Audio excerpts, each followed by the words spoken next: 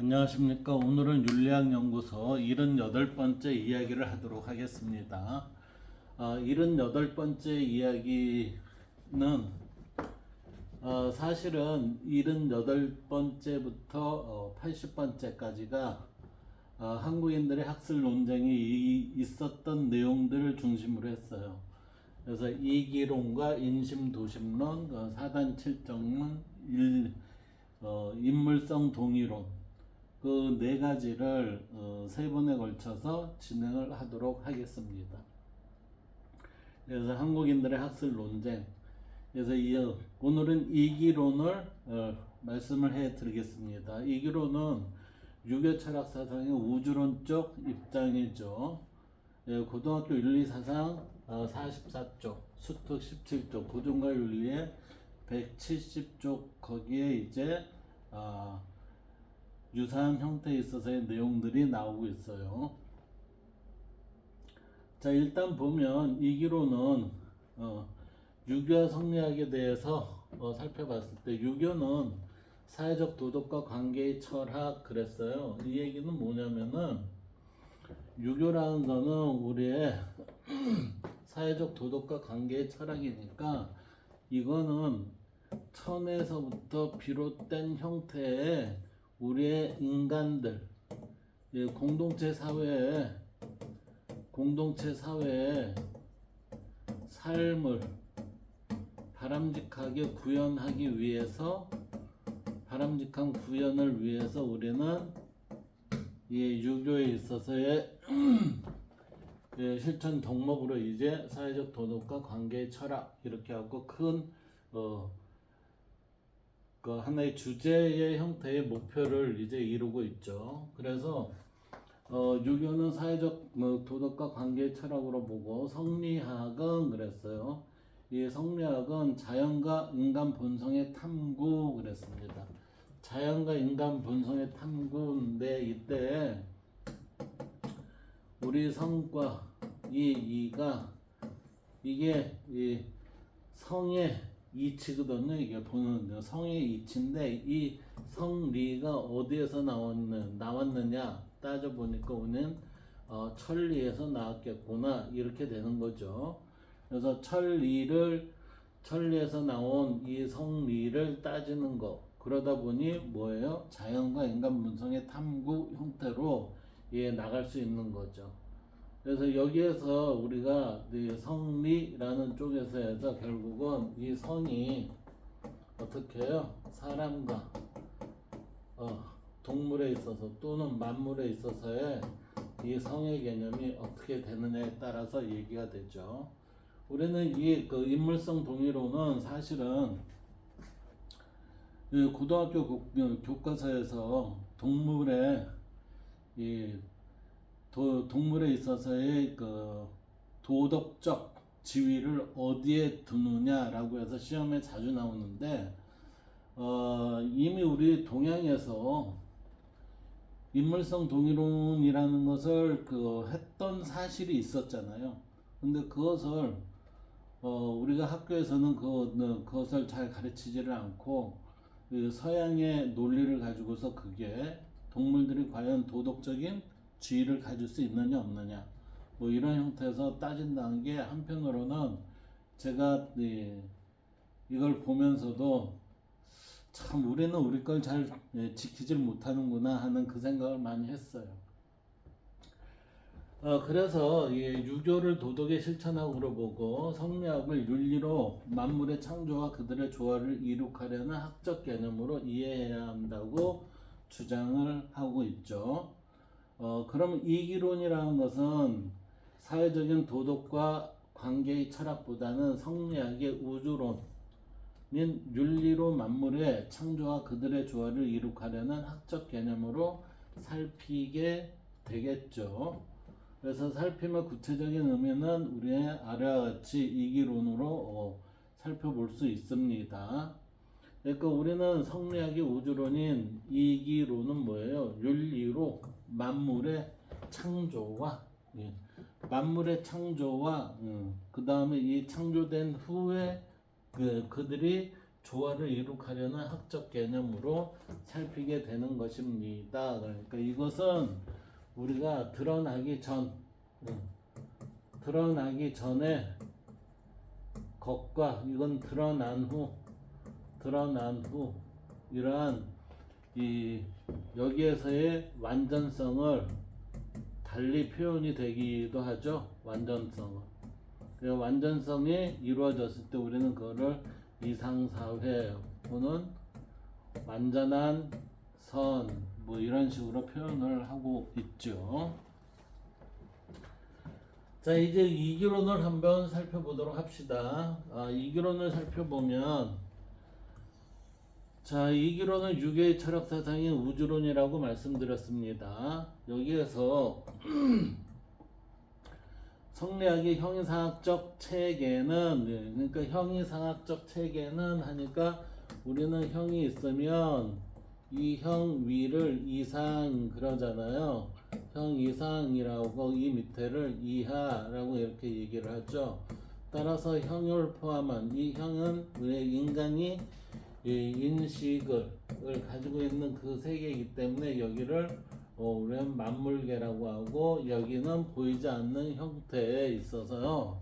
이 만물계를 유형계 얘기를 하고 우리는 보이지 않는 세계를 무형계 이렇게 얘기를 하죠. 그래서 무형계를 우리는 한마디로 얘기하면 천의 개념으로 유교에서는 가져가고 있습니다. 그래서 여기에 보시면 성리학의 형이상학적 체계는 보이지 않는 세계에 있어서는 근원적 존재를 뭐라고 봐요? 이라는 원리적 측면과 기라는 형질적 측면의 개념에서 중심 개념을 이로 잡느냐 아니면 기로 잡느냐에 따라서 이로 잡았을 때는 주리론이라고 하고 기로 잡았을 때는 주기론이라고 이렇게 얘기를 하죠. 그래서 이 두 개의 입장을 우리는 하나는 이철학, 하나는 기철학 이렇게 둘로 나눠집니다. 이때 이 기가 어떻게 존재하는가에 따라서 이들 관계를 이해하는 방향이 달라지게 되겠죠. 그래서 이를 세상의 근본적인 원리나 이치, 즉 만물의 존재 이유라고 얘기하고 또 기는 만물의 구체적인 실체, 즉 물질적 요소를 뜻한다는 주희의 관점을 따진다면 이와 기가 서로 결합해서 세상 만물이 존재한다고 설명을 할 수가 있겠죠. 이건 마치 플라톤의 이데아론하고 유사하지 않아요? 플라톤의 이데아론은 동양에서의 이가 근본적인 원리나 이치면은 큰 이데아를 우리는 근본적인 원리나 이치 이렇게 얘기를 하고 배우고 있었어요. 그래서 이데아는 본질, 즉 참된 실체인데 그것이 만물에 들어갔을 때 이데아를 모방한 불완전한 것으로의 만물로 지금 드러나죠. 근데 여기에서는 우리의 현실에 있어서의 이나 아니면 현실의 모든 것, 응체된 그런 것을 기의 응체를 이제 만물 이렇게 표현을 하잖아요. 그래서 이 부분을 좀 더 자세히 보면, 자, 주위의 이러한 이기의 관점은 이기가 서로 결합해서 세상의 만물이 존재한다고 보죠. 그래서 이 플라톤의 이데아론이 유사하지 않느냐 이렇게 보고 있어요, 저는. 그래서 이는 이데아론의 근본 이데아로 보고서 근본적인 원리나 이치에서 이데아는 본질, 참된 실제 이렇게 보고 싶고, 또 만물의 개념에 있어서는 현실의 모든 것, 실제 사물이죠. 근데 실제 사물은 플라톤에 있어서는 이데아를 모방한 불완전한 것이라고 해서 모방했다라고 표현을 하고 있어요.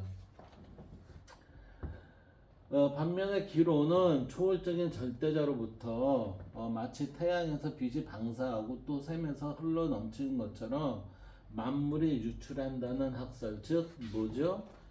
발출론이나 유출론이라고 해서 이게 그 신플라토닉 학파라고 있어요. 신플라토닉 학파야. 근데 있어서 그 사람들이 이 주장하는 내용이 기론과 유사하다고 볼 수가 있습니다.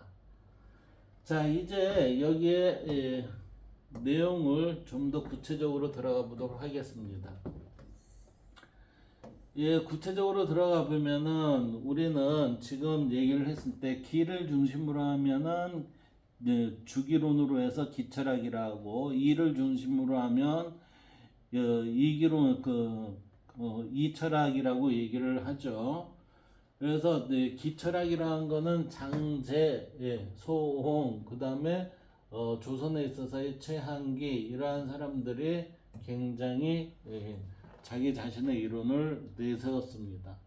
반면에 이철학은 정의, 이게 정의 형제하고 주희가 주로 내놨죠. 이들 모두는 송나라 사람입니다. 중국 송나라 사람이에요. 그리고 우리나라에 들어왔고는 이제 태계 이항하고 율곡, 그 다음에 정약용, 이러한 사람들이 이제 이기론에 대해서 자기의 입장을 얘기를 했습니다. 이제 기철학 입장부터 한번 볼까요? 기철학은 기로 모든 것이 구성이 되어 있다. 그래서 그거는 마치 신플라토닉 학파에 의하면은 유출한다. 이 절대자의 그러한 것이 넘치면서 우리가 뭐가 생겼어요? 만물, 세계가 생겼다. 이렇게 얘기한 거와, 여기에서도 지금 이게 넘치다는 얘기보다는 응체가 돼서 이제 나온 형태이다라고 볼 수가 있어요. 그러면 장제 얘기부터 봅시다. 장제는 본래 그 원리, 원칙에 있어서의 가장 처음 시작이 된 부분을 우리는 태허라고 해요. 태허이면서, 이게 태허라는 게 이 노자에 있어서의 도덕경에서 나오죠. 그리고 장자도 이러한 얘기를 좀 합니다. 그래서 태허는 형체가 없습니다. 무형입니다. 이 무형은 기의 본체가 됩니다. 그래서 기의 본체에 있어서 우리한테 나눠주는 거, 각각에 있어서의 나눔으로 흩어져 갖고 나온 것이 기일분수론이에요. 그래서 장제는 만물은 어떻게 돼요? 기가 모든 것을 나눠져 갖고 만들어진 게 만물입니다 라고 이렇게 보고 있어요. 이거는 서양에 있어서의 절대자가 넘치는 그러한 넘치는 과정을 거쳐서 우리는 이 만물이 드러났다라고 해서 유출설 혹은 발출론 이렇게 얘기하고 있어요.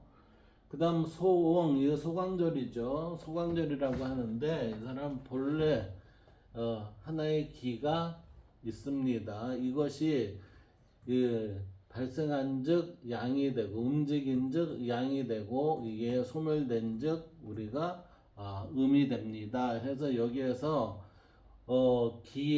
본래 하나의 기가 있는데 이게 생한 즉 움직인 즉 양이 되고, 얘가 소멸한 즉 음이 됩니다 하면서, 지금 양이 되는 게 위라는 게 뭐죠? 위라는 거는 작용이에요. 작용을 했습니다. 작동을 했습니다. 이게 작동의 표현이 위가 됩니다. 뭐뭐 했습니다. 소홍은 소광절인데 자는 요부이고 이름이 소홍이에요. 그래서 이제 소광절, 소홍이 얘기를 하길, 그러므로 양이 생기고 사라지는 그 과정에서 뭐가 발생이 됐어요? 만물이 생겼습니다. 이렇게 보고 있는 거죠. 자, 이제 해강 최양기를 봅시다. 해강 최양기는 하늘과 사람은 항상 행하는 것이 마땅함에 있습니다. 이랬어요. 이게 뭐냐면은 이게 발음에서 떠나지 않습니다. 이 얘기예요. 이 발음에서 하늘과 천과 천이는 발음을 떠나지 않습니다. 예, 떠나지 않습니다. 본래 발음을 떠나면 안 돼요. 이게 예, 본래. 그래서 네, 천이는 항상 늘 행하는데 마땅함을 행하고 있습니다. 이때의 마땅함이라는 게 뭐예요? 발음을 행하는 것입니다. 정행이에요, 정행. 그래서 천인이 운하를 하는 것은 뭐예요? 정행이 이루어지는 거죠. 이루어지는 거. 이 정행이 이루어지는 것을 뭐라고 해요? 일지 상태에서의 모든 것이 작용되고 있습니다. 이렇게 봐야 된다는 얘기예요, 이게. 따라서 천인은 뭐예요? 일치가 된다는 얘기죠. 천인이 일치가 된다는 얘기는 뭐예요? 서로 간에 있어서의 발음을 벗어나지 않습니다. 이어서 발음을 벗어나지 않습니다. 않으니까 어떻게 돼요? 일치가 됩니다. 이렇게 되는 거죠. 이렇게 천인이 일치됐을 때 우리는 그 사람을 뭐라고 얘기를 해요? 성인이라고 하죠. 성인이라고 깨달은 자 이렇게 얘기를 합니다. 근데 이것을 정약용도 그랬지만 성인은 보통 사람이에요. 일반적으로 우리가 해야 할 바를 이 사람들은 발음을 지켜온 사람이에요. 발음을 지켜온 자. 그러니까 일반적으로 이거 어려워 하는 사람은 부정을 행하는 사람들이에요. 부정을 행한다는 거는 천인상인 지의가 아니라 청인상행 지의 지불의 이렇게 되는 거예요. 이게 그 의와 이 의와 불의가 마땅한가 마땅하지 않음이 그냥 왔다 갔다 하면서 이제 행해지는 사람이 부정적인 사람이에요, 이게. 그래서 그러잖아요. 100번 중에 한 번만 잘하고 99번을 잘못했으면은 그게 그 사람 올바른 사람이라고 봅니까? 운 좋아서 한 번 했다 이렇게 얘기를 하죠. 그래서 해강 최양기에 의한 이러한 뜻은 결국은 천도의 바탕을 둔 인도의 정립과 시행입니다. 그러니까 천도와 인도는 뭐예요? 동일선상에 있습니다. 그래서 등식의 입장입니다. 등식이라는 건 결국 뭐죠? 일치된 입장입니다. 일치됐다는 건 뭐죠? 깨닫게 됐습니다. 이렇게 된 거예요. 깨닫게 됐다는 것은 소통이 됐습니다. 이렇게 된 거예요. 소통이 됐습니다. 그래서 인간이 천과 하나의 생명체가 되어서 사는 삶, 인간이 천과 하나의 생명체가 되어서 사는 삶, 이게 원래 뭐예요? 본래 사람의 모습이 이래야 된다 이렇게 되는 거예요. 하나님이 자기의 뜻대로 맞게끔 우리 인간을 만들었습니다. 근데 인간이 그의 뜻을 지키지 못해요. 그럼 왜 그렇습니까? 인간의 문제지 그게 하나님의 문제입니까? 위에서도 인간이 천과 하나의 생명체가 되어서 사는 삶, 그걸 뭐라고 해요?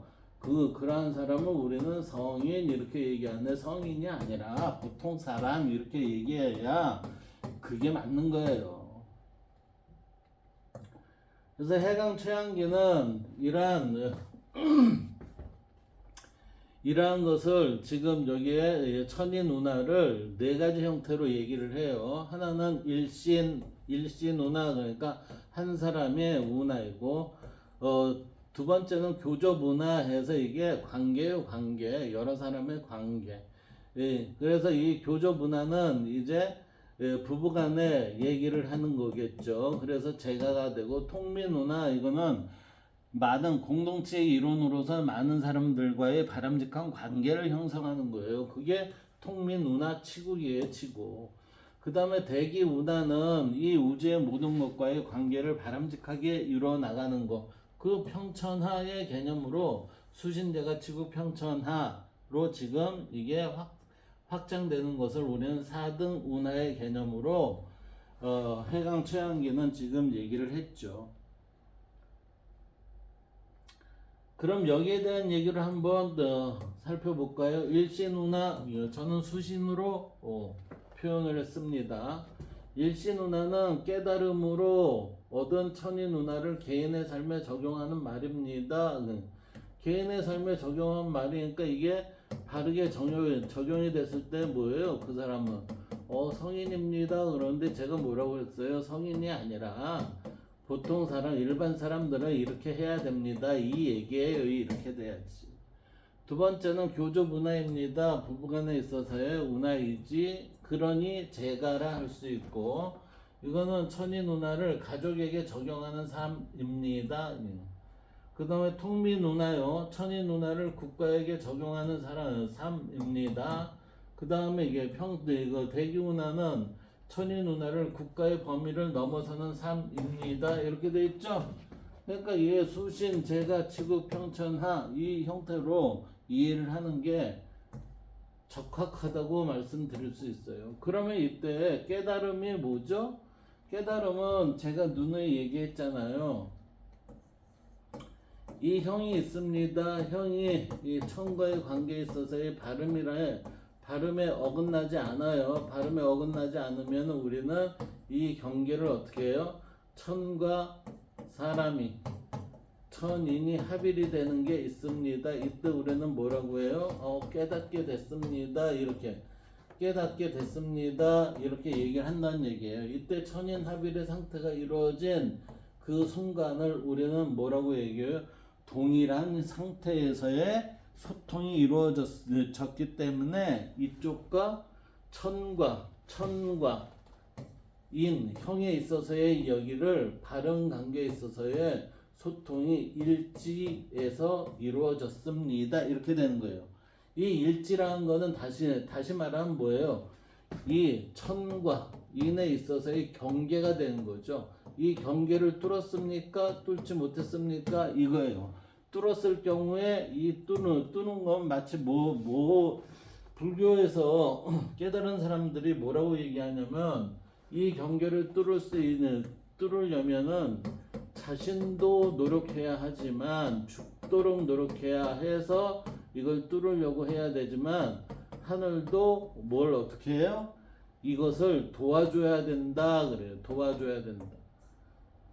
그래서 병아리가 달걀에서 병아리가 이 껍데기를 깨고 나오는 그러한 작업으로 표현을 하는 게 지금 이러한 내용이에요. 내용. 그러니 평생 동안 자기가 노력을 했는데도 위에서 도와주지 않았을 때는 일지경계가 터지지 않기도 하는 거죠. 그럼 또 다음 생에 열심히 노력을 해봐야죠. 그 다음 봅시다. 그렇기 때문에 깨달음으로 얻은 천인 운하를 했으니까 이때에 깨달음으로 얻은 천인 운하를 저는 뭐라고 했어요? 일지상태라고 얘기했습니다. 그래서 일지상태를 가족에게 적용하는 삶, 그것을 우리는 교조문화, 그 다음에 일지상태를 국가에 적용하는 삶, 이것을 치국, 통민운하라고 하고, 국가의 범위를 넘어서는 삶, 이것을 이러한 일지상태를 뭐라고요? 대기운하에서 평천하의 개념으로 한다는 거죠. 이렇게 하면 뭐가 된다는 얘기예요? 대기운하를 한다면 세계를 리더하는 리더 국가가 된다는 얘기죠. 리더 국가. 결국은 제가 공부해본 결과는 뭐예요? 이놈의 발음에서 벗어나느냐 벗어나지 못하느냐예요. 발음을 벗어났을 때, 여기서 벗어날 때 어떻게 돼요? 벗어날 때 우리는 불안해집니다. 불안한 게 이건 개인의 불안이죠. 사회 공동체는 어떻게 돼요? 이게 완전 무질서가 되는 거죠. 예. 그게 국가에 적용이 되면 어떻게 돼요? 무정부 상태가 되는 겁니다. 이게 쉽지가 않아요. 이게 그 세계가 이러한 그 발음에서 벗어나면 어떻게 해요? 자기 욕심이 많았고 탐욕적인 국가 리더자가 나와갖고 세계를 좌지우지하면 어떻게 되죠? 세계는 엉망진창이 되죠. 그러면 세계 경제는 파탄이 되고 세계에 있어서의 많은 지구인들은 사는 게 더더구나 더 힘들어지게 되는 거죠. 그 다음 이제 이 철학을 봅시다. 이 철학이라는 것은 정의가 뭐라고 그랬냐면은 만물이 모두 이 천리 한 개의 천리입니다. 그랬어요. 만물이 모두 한 개의 천리일 뿐입니다. 그러니까 뭐죠? 네, 천이 만물을 만들었습니다. 그러죠? 이게 지금 유교에 있어서는 천이 이 세상을 만들었습니다. 이렇게 지금 얘기하잖아요. 그래서 이 세상에 돌아가는 건 천의 뜻대로 돌아갑니다. 그러니까 기독교의 하나님의 창조서라고 이게 뭐가 틀려요? 똑같죠, 이게. 그래서 여기에서는 이 위에서는 기일 분수지만 여기서는 뭐예요? 천리. 한 개의 천리일 뿐입니다. 그러니까 이 천리는 기일 분수입니다. 이일 분수입니다. 해서 여기선 이치가 각각에 나누어졌다 이거죠. 이걸 우리 플라톤에 얘기하면 큰 이데아가 각각에 있어서의 작은 이데아로의 만남을 이루어지는 거죠. 이때 이것은 작은 이데아가 뭐를 했어요? 큰 이데아를 모방을 했다는 거죠. 이때 모방이라는 표현 때문에 결국은 뭐예요? 바를 수도 있고 바르지 않을 수도 있습니다. 왜요? 모방을 했기 때문에 100% 정확하게 모방이 안 돼 있습니다. 따라서 이러한 작용이 되기 때문에 부정이 된 사람은 정하기 위해서 교육과 노력을 해야 됩니다. 이렇게 표현하고 있잖아요. 이 얘기는 뭐예요? 순자의 교육관하고 비슷하지 않습니까? 동서양이 똑같다니까요. 제가 보기에. 그 다음 주의를 봅시다. 주자요. 주자는 태극이 천지 만물의 이치다 그랬어요. 이 태극이 천지 만물의 이치입니다. 그러니까 태극이 주역에서 음양이 나오죠. 음양이 어떻게 돼요? 음양에서 만물이 생하잖아요. 생만물 이렇게 되잖아요. 그러니까 지금 이 주자에 의하면 태국이 천지 만물의 이치일 뿐입니다 라고 얘기를 하고, 이때 이 이치는 뭐예요? 이 사람 주위에 있어서는 이 모든 만물은 이러한 형태의 것이 되는데, 이 형태의 것이 이 근원적인 모습은 이렇게 돼 있다는 거죠. 이때 근원적인 모습은 이와 기가 서로 섞이지 않습니다. 그리고 이와 기는 서로 분리되지도 않습니다. 이 얘기죠. 지금 우리는 이기불상잡과 이기불상리라고 했을 때 이 이기불상잡, 이기불상리에 대한 얘기를 가만히 보세요. 이거는 지금 태극이 만물의 이치일 뿐입니다라고 한 주의 개념으로 얘기하면은 무국이 태극입니다. 무국이면서 태극입니다라는 게 이 두 개의 언어를 하나로 쓰고 있어요. 하나로. 자, 이것을 보면 이 두 번째 얘기를 보면 뭐냐면 본질의 관점으로 보면은 어떤 것이 무국이고, 만물의 관점에서 보면 이 무국이 태극으로 보입니다. 이렇게 보는 거예요. 그런데 우리는 정의의 입장에서 보면 무국으로부터 위태극입니다. 태극이 나왔습니다. 이렇게 얘기가 되거든요. 이거는 누구의?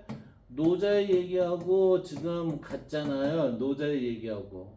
무국으로부터 태극이 나왔습니다. 이 얘기는. 그러면 무국으로부터 태극이 됐다는 거는 얘가 무국이 태극으로 성질의 변화가 이루어졌습니다. 성질의 변화가 이루어지면서 우리는 음과 양이 얘가 발생이 됐고, 이 음과 양의 발생으로 인해서 우리는 이 둘의 태동이 결국은 둘의 작동으로 인해서 만물이 탄생했습니다. 이렇게 되는 거죠. 지금 여기선 그래요. 근데 여기에서는 어때요? 무국이면서 태극입니다 라고 하니 이거는 둘 다 같은 것입니다. 같은 것이기에 얘는 표현에 있어서의 하나의 것을 달리 표현한 것입니다. 이렇게 보는 거죠. 예. 자, 두 철학의 내용을 다음에 기준으로 살펴본다면 기일분수라는 얘기는 제가 얘기했죠. 신플라토나파의 발출론, 유출설하고 비슷하다. 그리고 이일분소는 플라톤 학파에 있어서의 이데아론, 이 두 가지로 우리는 이 기도 이 모두 동서양을 대비해 볼 수 있지 않는가라고 저는 공부를 해보니 그렇게 말할 수 있지 않을까 생각됩니다. 이제 퇴계 이항, 우리는 지금 이기론에 있어서의 정수를 보여준 게 누구냐면은 퇴계하고 율곡이었습니다. 그래서 퇴계 이항과 율곡 이에서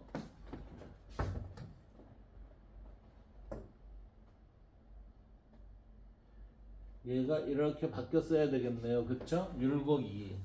자, 퇴계 이항은 이기 호발설 그랬어요. 이와 기는 모두 바랍니다 라고 해서 이와 기가 모두 바랍니다.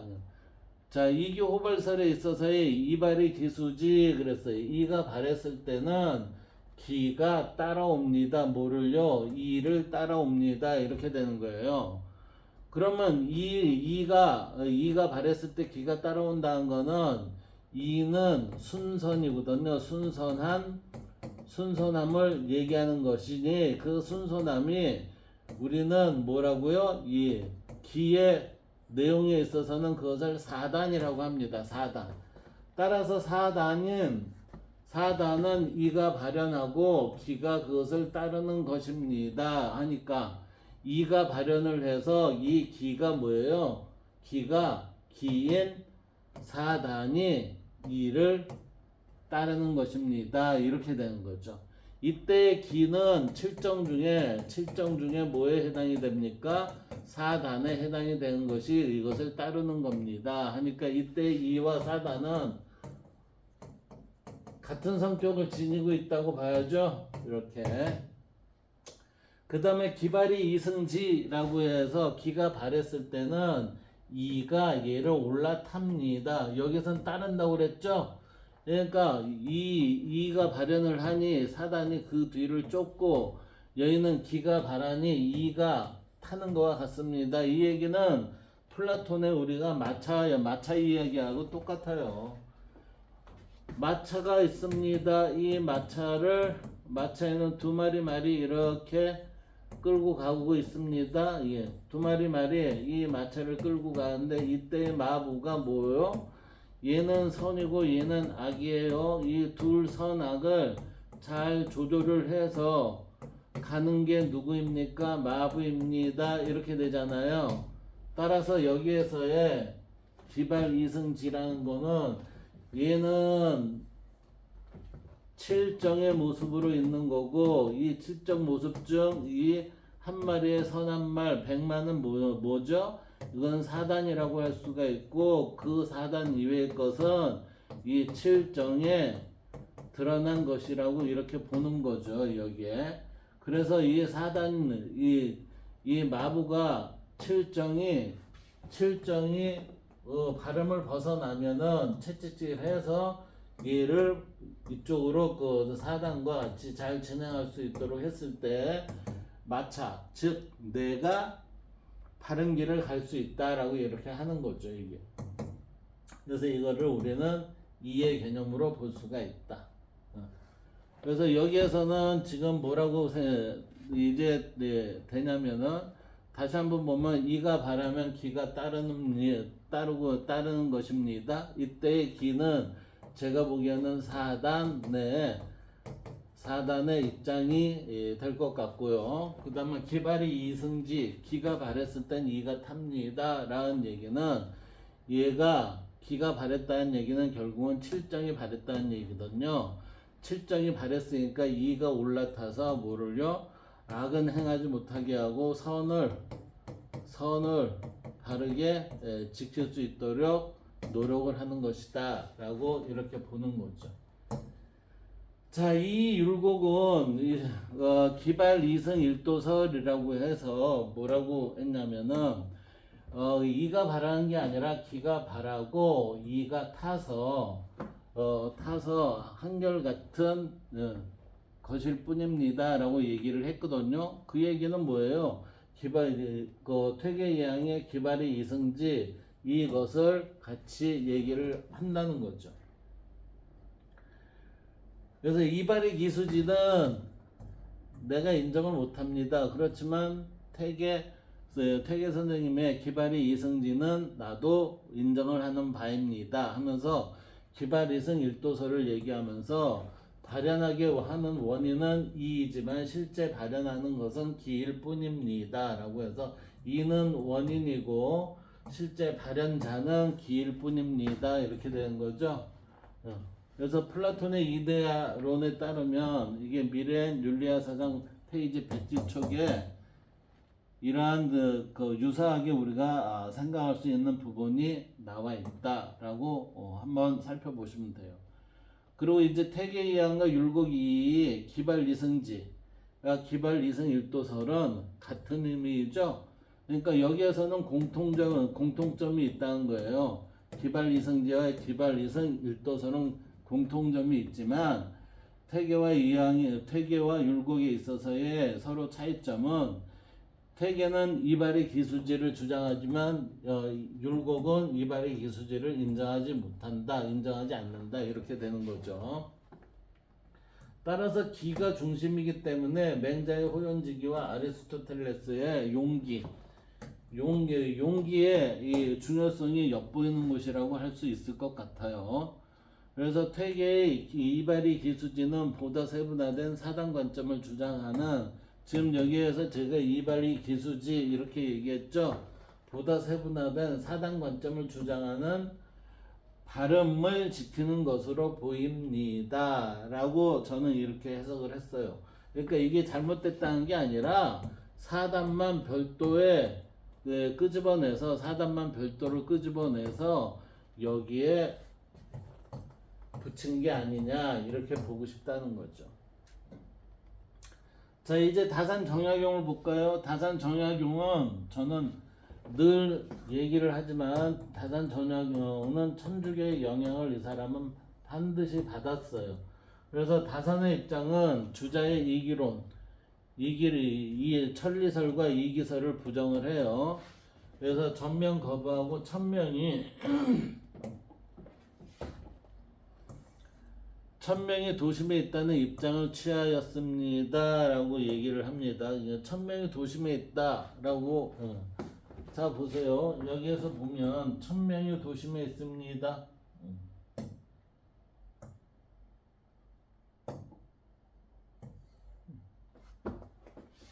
자, 이 천명이 하늘의 명이 도심에 있습니다의 입장을 취하였다. 그러니까 이거는 인심이 아니라 도심에 있는 거고, 공자맹자의 양기설을 다시 주장하고, 양기설 그러니까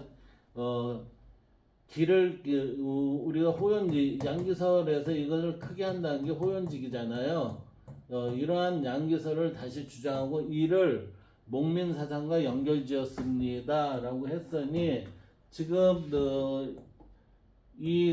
정혜경의 입장을 보면 이래요.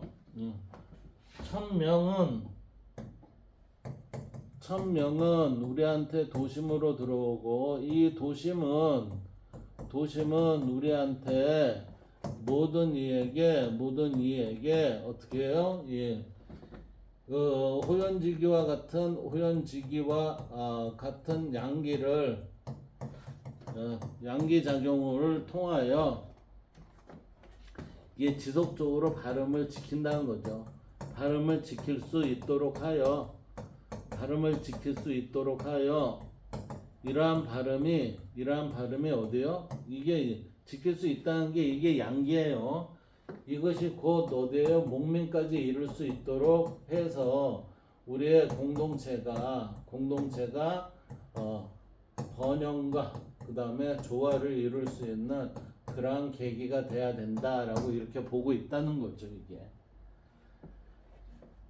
자, 자, 정약용의 인성론에 있어서 봅시다. 사람의 성품에 있어서 인간의 본성은 기호에 따르라는 성기호고서를 주장을 해요. 그래서 이 사람은 정약용은 천리에서 하늘의 이치에 따라서 된 게 아니라 사람은 자기의 본성은 뭐요? 자기가 좋아하는 쪽을 쫓아가게 돼 있습니다. 그래서 사람에게는 이 쫓아가는 게 발음을 지향하는 사람은 도의지성이 있는 거고, 예, 바르지 않음을 지향하는 자들은 금수지성의 양성이 있음을 밝혀 이들 양자 간의 갈등을 인정하였습니다. 그러니까 이게 도심이고 이게 인심이에요, 인심. 이렇게 본다는 얘기예요, 이게. 근데 도심과 인심이 누구한테 같이 있어요? 사람에게 같이 있습니다. 도심은 우리가 도심보다는 뭐를 좋아해요? 금수지성을 좋아하기 때문에 나쁜 짓에 많이 빠진다, 이렇게 얘기하는 거죠. 자, 우리가 위에서 선생님이 계속해서 제가 계속해서 이기론을 얘기하면서 이데아론을 비유를 했습니다. 이데아론 잠시 한번 볼까요? 플라톤은 이데아론, 플라톤 세계를 현실 세계와 이데아 세계로 구분했어요. 현실 세계, 이데아 세계. 현실 세계와 이데아 세계로 구분하면서 이게 아마 기독교에서는 천국과 이게 현실 이런 식으로 이 표현이 아리스토텔레스를 지나면서 그렇게 된 것 같은데, 저는 이 부분을 눈이 얘기하지만 이론론적 이게 두 가지의 양태, 이론론적 양태론으로 봐요. 예. 그래서 플라톤에 따르면 이데아는 사물에 불변하는 본질이자 참된 실제입니다. 예. 이데아가 그렇다는 얘기죠. 그래서 이것은 완전합니다. 반면 현실에 존재하는 어떤 이데아를 모방을 했어요.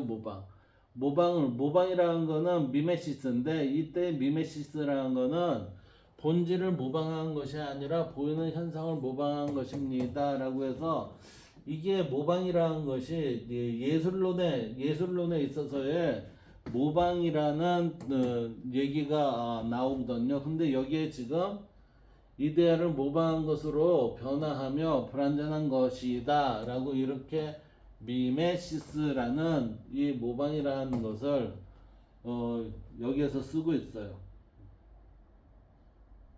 그러니까 여기에서 이데아론에 있어서의 미메시스 모방이라는 용어는 그 정약용에 의하면 뭐를 어떤 식으로 빠져나가기 위해서 그랬냐면은 금수지성이라는 말을 표현해 주기 위해서 모방을 쓰지 않았나, 이렇게 생각이 돼요.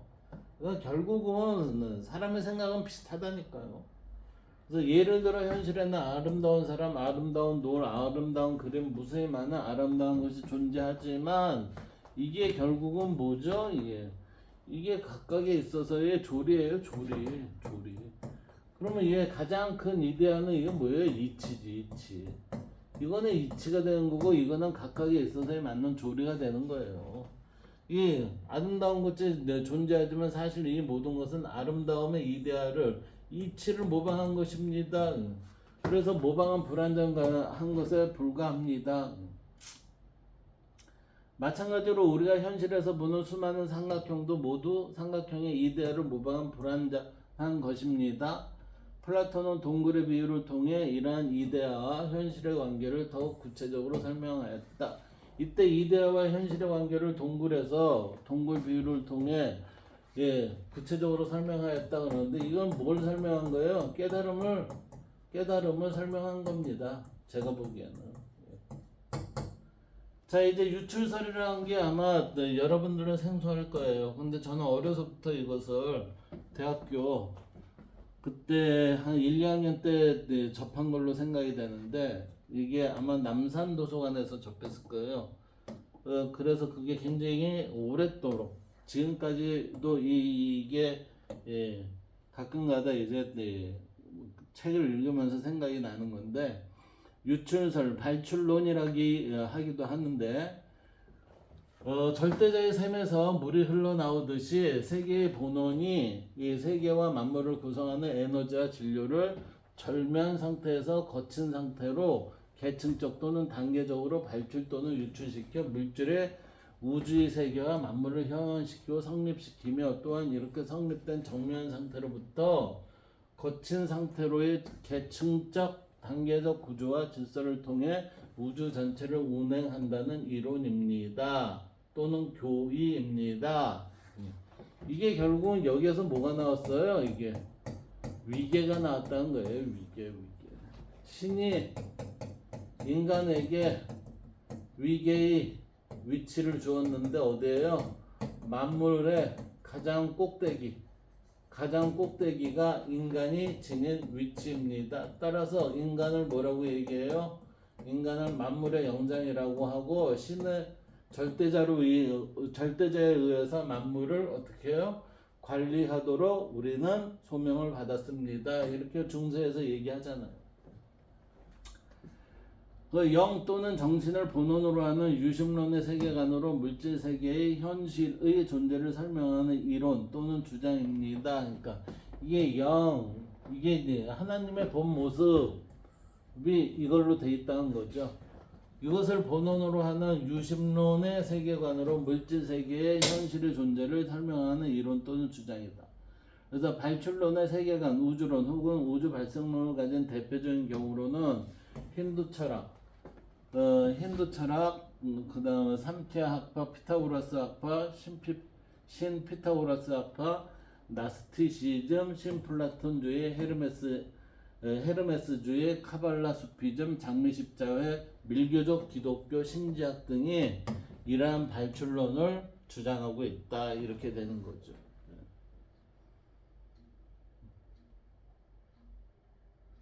자, 우리는 모방이라고 아까 이 위에서 얘기를 했죠. 모방이 무엇이죠? 모방이라는 건 비슷하게 우리는 그것을 그린다는 얘기예요.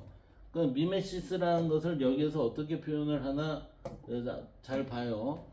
여기서 보면 플라톤, 흉내내기 또는 모방, 미메시스를 의미하는데 인간이 세상을 이해하고 표현하는 과정을 지칭합니다. 인간이 세상을 이해하고 표현하는 과정을 우리는 흉내내기 또는 모방, 미메시스 그랬어요. 흉내를 내는데 누구 흉내를 내요? 이게 이데의 흉내를 낸다 이렇게 되는 거죠. 안 그러면 이게 절대자의 흉내를 낸다 이렇게 되는 거죠. 이 신의 혹은 동양으로 얘기하면 천 아니면 도 이거를 흉내를 내고 있다라는 얘기잖아요. 그래서 얘는 현실 세계와 이상적 세계 간의 관계를 다루고 있고요. 모방론은 묘사로 인해 예술론으로 표현되고 있어요. 자, 플라톤 모방론을 통해 이상적인 세계관을 제시합니다. 그래서 그는 현실 세계를 영혼의 감각적 경험의 투영으로 이해를 하고 현실의 물체들은 형이학적 이상적인 아이디어의 모방에 불과. 그러니까 모방했다는 거예요. 여기 얘 거를. 그래서 우리가 보는 나무는 실제로 사물의 본질을 담고 있으며 본질을 담고 있는데 형태와 능력은 나무의 이상적인 본질을 표현하고 있습니다. 라고 이렇게 보는 거죠. 그러면 이 본질은 누구의 본질이에요? 모방을 했기 때문에 얘의 본질이라는 거지. 자, 아리스토텔레스의 모방. 예. 모방을 단순히 복제나 모조품으로 보지 않았다. 그는 현실 세계의 사물의 실제의 반영이며 본질을 가지고 있다고 주장을 해요. 이게 우리는 보면 이게 동양에 있어서의 경물치지 그거 같지 않아요? 경물치지. 모든 사물에 있어서의 궁극의 이치를 들어갔을 때 그 실제하는 사물에 있어서의 실제에 와닿는 게 있습니다. 본질에 다가갑니다. 현실 세계의 사물이 실제의 반영이며 본질을 가지고 있다. 한마디로 얘기하면 경물치지 같은데요. 그래서 우리가 보는 나무는 실제로 사물의 본질을 담고 있으며 형태와 능력은 나무의 이상적 본질을 표현하고 있다고 말한다. 자, 두 철학자의 공통점, 스승과 제자죠. 둘 다 현실과 이상적인 세계 간의 관계를 탐구하며 모방이라는 개념을 중시했어요. 이 모방이라는 개념을 중시한 게 결국은 인간이 부족한 이것을 지금 이렇게 모방을 통해서 그것을 처리하려고 했던 것 같습니다. 차이점, 플라톤 모방을 비판적인 시각으로 바라본 반면 아리스토텔레스는 현실의 본질적인 특성을 반영한 것으로 이해를 했다. 예. 그래서 좀 더 내용을 살펴보면 이렇게 돼요. 이렇게 되면은 자, 두 철학자의 예술에 관한 모방론에 있어. 이 모방론에 있어서의 입장을 보면 플라톤은 예술을 현실 세계의 모방으로 간주하며 이데아라는 이상적 세계의 본질을 제대로 반영하지 못한다고 주장. 그는 예술이 감각적 세계를 모방한 또 다른 모방에 불과하다고 보았으며 진리와 도덕적 가치를 왜곡할 수 있다고 비판했다라고 했죠. 그러니까 모방이라는 거는 모방되어 있는 것을 또 모방한다는 얘기예요. 그러니까 지금 여기에서의 플라톤이 얘기하는 이 얘기는 뭐예요? 만물이 이미 모방이 되어 있는데 이 모방된 것들이 또 모방을 취하네? 그렇다면 진리와 도덕적 가치를 왜곡될 수 있지 않니? 이렇게 본다는 거죠. 아리스토텔레스 모방이 인간의 본성과 감정의 정화를 두는 중요한 과정이라고 주장, 예술의 가치를 인정했다라고 해서 아리스토텔레스와 플라톤에 있어서의 관점의 차이가 이렇게 드러나고 있습니다. 오늘은 여기까지 이론의 입장을 동서양에 걸쳐서 살펴봤습니다. 감사합니다.